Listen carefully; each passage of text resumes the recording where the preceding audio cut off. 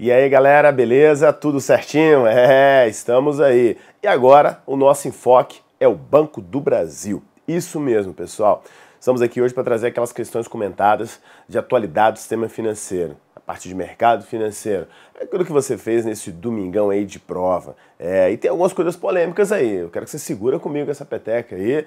Nós temos uma questão lá que gerou uma dublidade, uma questão que está muito bem coerente, não. E aí cabe recurso, com certeza. Nós vamos analisar melhor todas elas, certo? Eu quero que vocês verifiquem comigo essas questões. Cada comentário dela vai estar te ajudando a fomentar, a conseguir organizar o seu recurso. Então ali já estarei te dando uma base para que você consiga fazer o recurso desejado. Porque você sabe, né? Qualidade, eficiência e sempre pensando em vocês aqui com a gente do Aula Móvel, né? Bem, pensando então nesse contexto aí que nós temos, vou colocar agora para vocês as questões que nós temos aí para a gente estar analisando. Então, dentro desse contexto, eu coloquei para vocês a nossa primeira questão. Vamos estar analisando ela aí, ó.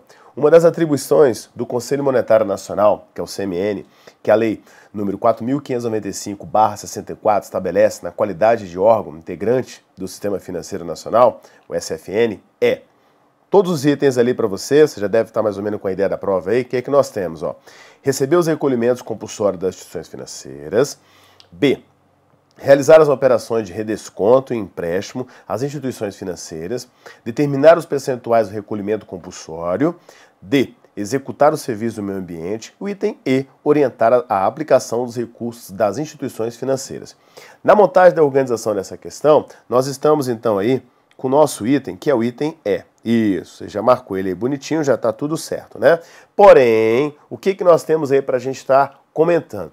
Montei para você aqui uma ideia de comentário geral para você ter uma base do que eu estou falando. Veja comigo. O CMN, ele não possui funções, não possui, pessoal, funções executivas, deixando as alternativas, então, por isso que nós já descartamos a B, C e D, totalmente erradas. Beleza. Mas, professor, e o item A? Olha comigo agora, ó. A letra E está correta, de fato. Orientar a aplicação do recurso das instituições financeiras é mesmo função do CMN. Beleza, bateu aqui, ó. Porém, estabelecer o percentual dos depósitos compulsórios é também função do CMN. Aí você já vê isso aonde? Você já vê isso na percepção lá do nosso contexto do item A. Vou voltar lá para vocês, ó. Receber os recolhimentos compulsórios das instituições financeiras, tá vendo? É isso que eu tô falando. Então você tem oficialmente a observação nossa do nosso item E, gabarito oficial. Porém, essa parte aqui, ó, de receber os recolhimentos compulsórios, já pega também de acordo com o contexto do CMN, ó, tá vendo? Tá vendo como é que a banca deu uma vacilada? Fundamentei para vocês, ó. Artigo 1º, o inciso 14º, do artigo 4º da Lei 4.595, de 31 de dezembro de 64, alterado pelos decretos-lei número 108, 17 de janeiro de 1967, 1085, de 8 de fevereiro de 70, 1580, 77. Passa a vigorar com essa redação. Veja, determinar recolhimento de até 60% do total dos depósitos e outros títulos contábeis das instituições financeiras, seja na forma de subscrição de letras ou obrigação de Tesouro Nacional, ou compra de títulos da dívida pública federal, seja através de recolhimento espécie, em ambos os casos, entregues ao Banco Central do Brasil, na forma de condição que o Conselho Monetário Nacional determinar, podendo esse, tá vendo? Então são determinações do Conselho. Então você trabalha justamente aí com esses aspectos, ó, que nós falamos tanto no item E quanto no item A. Então você vê que há choque, há conflitos, né? Adotar percentagens diferentes em função das regiões econômicas, das prioridades que atribuir às aplicações, da natureza das instituições financeiras. Determinar percentuais que não serão recolhidos desde que tenham sido reaplicados em financiamentos, agricultura, sob juros favorecidos a outras condições fixadas pelo Conselho Monetário. Então você vê que ele determina, ele viabiliza nesses recursos. Redação dada pela Lei número 1959, de 82, das regiões geoeconômicas, das prioridades que atribui às aplicações, da natureza das instituições financeiras. B. C, no caso aí, determinar percentuais que não serão recolhidos desde que tenham sido o quê? Reaplicados em financiamentos e agricultura. E aí também fixados por quem? Pelo Conselho Monetário Nacional. Então o que nós temos aí? Portanto, há duas alternativas, o item A e o item E. Mas aqui, ó o gabaritão oficial, item E, tá vendo? Então, o que eu quero que você se liga aí comigo, pessoal? Tá vendo que essa questão, ela gerou essa dualidade. Então, é atenção agora, cadê o recurso? Exatamente. Fundamentei para vocês, porque você vê que tanto o contexto do recolhimento, como a gente aplica lá no item, né, ele tem isso na própria questão, você está vendo comigo. Então, quando a gente fala do recolhimento e fala da orientar a aplicação dos recursos das instituições financeiras, tanto o item A quanto o item E, eles estão de acordo. Então, a banca gerou duas questões, itens ali corretos. Fundamentamos aí para você. Então, ó, não fique por trás, não fique no prejuízo, não. Vamos com tudo. Aqui você tem uma base dessa fundamentação toda. Aí você vai escrever seu próprio texto. Posso, professor, tá pegando então essa questão dos artigos? Sim, aí sim, você deve. Porque isso é lei. Você sabe, é lei, você tem que retirar. O que você vai ter que fazer? Fundamentar.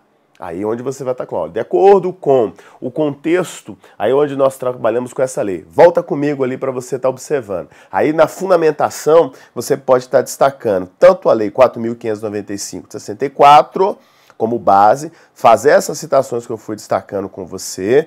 E é claro, a base é onde você tem essa lei 1959, aqui ó, tá azulzinho para você aí, de 82, beleza? Então é por aí que eu quero que a gente vai estar trabalhando, certo? Vamos que vamos. Próxima questão nossa. Questão 22. Aí eu já achei suave, eu já achei tranquila essa questão. Não vi nenhum bicho de sete cabeças com ela, não. Tá tranquila, seguiu a nossa ordem. Veja vocês. Em termos teóricos, podem ser conferidos ao Banco Central diversas atribuições, destacando-se, dentre elas, a de ser o banco dos bancos, o único banco emissor ou banqueiro do governo. Ou o banqueiro do governo. Sob o enfoque de banqueiro do governo, o Banco Central deve ser o quê, galera? Primeiro, financiador das obras de infraestrutura da União. Aí já gera uma dualidade, tá vendo que já não é legal. Emprestador de dinheiro para as obras do fomento? Não. Centralizador do caixa do governo? Aí começa a melhorar pra gente, porque você já sabe, né, ó, marcou essa questão nossa. Porque detentor do monopólio do órgão arrecadador da União? Fora. E detentor do monopólio da distribuição do dinheiro. Como foi, então, que eu destaquei isso para vocês? Ó? Fundamentando, podem ser conferidos ao Banco Central diversas atribuições, destacando-se, dentre elas, a de ser o banco dos bancos, o único banco emissor ou banqueiro do governo. Beleza? Esse enfoque aí que nós temos. Financiador das obras de infraestrutura da União, emprestador de dinheiro para as obras de fomento, centralizador do caixa, detentor do monopólio do órgão arrecadador da União e detentor do monopólio da distribuição do dinheiro. Então você vê, financiar, emprestar, centralizar e deter. Detalhe, a função do Banco do Governo é executada através da guarda de recursos do governo, ou seja, o Bacen funciona como centralizador, né, do caixa do governo. Por isso, certinha, sem nenhum tipo de questionamento aí, casou como uma luva essa questão pra gente. Resposta correta, item C, como nós marcamos aqui, ó, centralizador do caixa do governo. Então, das suas funções, as outras não casaram tão bem como essa, que realmente está nas suas atribuições. Mole, né, pessoal? É isso aí. Essa já foi mais tranquila, como eu falei com vocês. Questão número 23, aí lá, né, dessa nossa prova aqui que nós estamos. No sistema financeiro nacional, sobre o enfoque da dinâmica do mercado, o elemento técnico conceitual referente à parte da economia, que acompanha o comportamento dos salários e do poder de compra do salário da população. Aí você vê que ele já fala em poder de compra. Aí você já tem mercado, vendas, então já é a questão não tanto do mercado, mais o foco no mercado varejista. É o que aí, galera? O que nós temos nesse contexto da 23 nossa? Política fiscal, política de preços, inflação, política de rendas ou taxa de juros. Poxa, se ele está falando do salário da população, ele vai mexer com o quê, galera? Só pode ser mexer aqui, ó, política de rendas, vai mexer na renda da população. O que eu fundamentei para a gente pensar nessa? Veja comigo, ó. No sistema financeiro, no enfoque da dinâmica, o elemento técnico-conceitual referente à parte da economia que acompanha o comportamento de salários é essa política de rendas, onde a política de rendas é o conjunto de medidas adotadas que visa a redistribuição de renda e justiça social. É um dos instrumentos da política econômica governamental, juntamente com a política fiscal, política externa e a política monetária. Então, letra D, confere, né? O que o governo está querendo com tudo isso? É uma distribuição de renda. Automaticamente, o que nós temos aí nessa questão 23? O contexto da redistribuição de renda, pessoal, já é o quê? Um giro do capital. Eu tenho que pensar nisso. Porque nós temos uma questão que fala sobre a ideia da taxa Selic. O que o governo aconteceu com a taxa Selic no passado? Ele aumentou, estava alta, depois ele reduziu a taxa Selic, aumentando o poder de compra. Eu estou pensando em quê nesse caso? Estou pensando na renda. Se eu aumento a renda da população, automaticamente eu vou aumentar o poder de compra da população. Basta você pensar no ano de 2010, que aí você teve o aumento do consumo graças à redução da Selic. Só que 2010 foi uma coisa, 2011 nós tivemos um início de compras, mas muito bem, muito pouco, né, ampliado, bem controlado, e 2012 foi aquele PIB que passou a chamar de PIBinho 0,9. Então são esses contextos que você sempre tinha que estar analisando. Não é que a pergunta está sendo direta, que você não pode estar armando mentalmente a sua resposta. Fique atento a isso sempre. Questão 24 aí que nós temos aí para você pensar. Veja comigo. Nos últimos anos, observou que o mercado bancário teve elevado crescimento e forte acirramento entre as instituições bancárias no desenvolvimento de suas atividades, aumentando dessa forma a competição bancária. Opa, bacana isso, hein? Um dos fatores que impulsionaram essa disputa mercadológica entre as instituições bancárias surgiu com o quê? Primeiro, lá do nosso contexto da 24. Ausência de interesse das compras de folhas de pagamento? Não, porque você sabe, é quando um banco transfere para uma instituição ou, né, a instituição corre atrás de um banco que vai lhe dar mais vantagens, mais tempo no cheque, mais tempo no prazo de pagamento. Redução da taxa de juros de títulos públicos federais, nesse caso, aí você já tem a marca, né, coerente. Alta da taxa Selic? Não, aí você aumentou a taxa de juros, não é vantajoso, né? Redução dos níveis de crédito? Também não. Falta de garantia do chamado crédito consignado? Isso sempre se manteve. Então, na 24, vamos estar portando em cima do item B de bola. Veja comigo, pessoal, o que nós fundamentamos aí para vocês. Tem-se observado que o mercado bancário teve elevado crescimento e forte acirramento entre as instituições bancárias, no desenvolvimento de suas atividades, aumentando, dessa forma, a competição. Ou seja, o banco quer puxar mais e mais empresas para si, para sua carteira, né?